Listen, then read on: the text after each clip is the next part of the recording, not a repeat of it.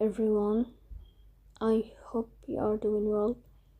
Today we will talk about how to fix or how to solve the problem of flip. You click on settings. In this page, you click on apps, default apps, app settings.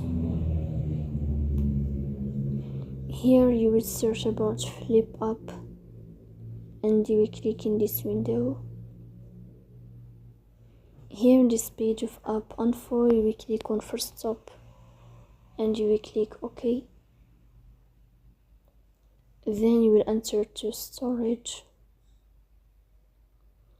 Here you will click on clear cache.